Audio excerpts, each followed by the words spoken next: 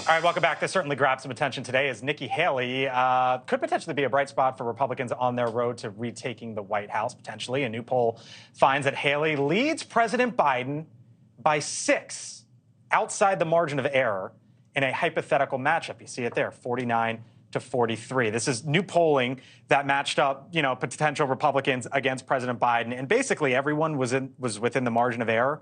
But Nikki Haley was +6. And I saw that and I thought to myself, yeah, you could talk about Joe Biden. Yeah, you could talk about, potential weakness of Democrats. But I said to myself, is this sort of the roadmap for Republicans up and down the ticket?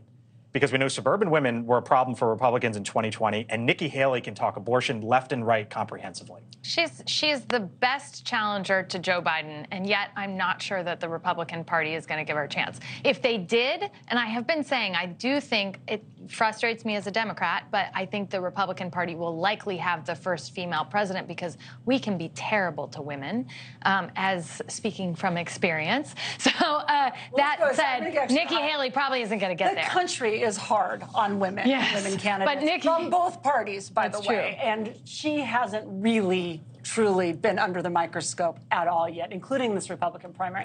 So here's what, perhaps she'd be a good general election candidate. She sounds great, but she has not been vetted out yet. And I'm telling you, there is no way, as far as I can tell, that this Republican primary base is going to ever nominate her. Is she a vice presidential candidate in your mind?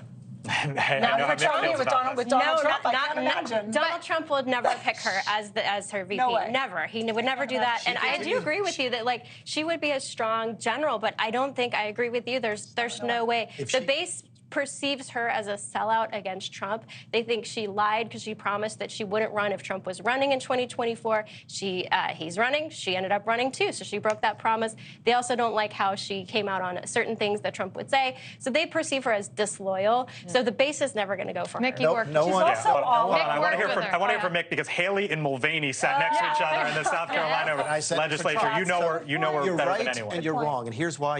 Everything you said is right. Wrong. Here's what you're wrong about. No one is ever on the outs permanently with Donald Trump. And if Donald Trump were to see these numbers and say, now, wait a second, okay, if I can win, if I put her on the ticket, he could absolutely bring her back in. If he brings her back in, she would be accepted by the base. He's still toxic he's still the toxic one for women. Yeah. And when I talked to a woman who left the GOP because of Trump, she thinks Haley is still too close to Trump. She wins if she separates herself from Trump. I don't believe that she wins if she's with Trump. That's where I think she's right, is that she cannot win separating herself from Trump. And look, correct me if I'm wrong, she's doing great.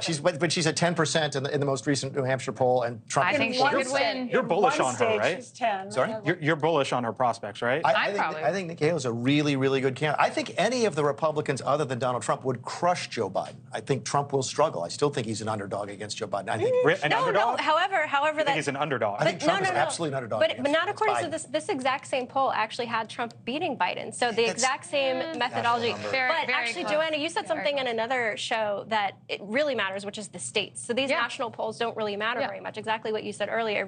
It comes down to just a few.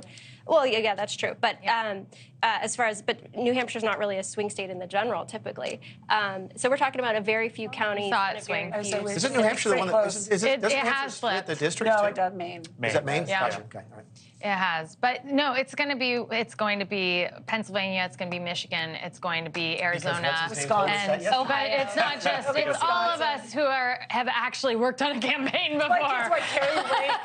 Jim Messina didn't have to tell us all. I cut you off because I wanted to hear from Mick about Nikki Haley, but last word to you. Go. Well, I want to just point out that her being sort of all over the place on abortion is not going to serve her well in the Republican primary, nor is it going to serve her well in the general. And I think that's why she's got problems on both sides. All right. Well, a little bit of breaking news here. Thanks for watching. Go to newsnationnow.com to find NewsNation on your television provider. And don't forget to subscribe. Click the red button to get more of NewsNation's fact-driven, unbiased coverage.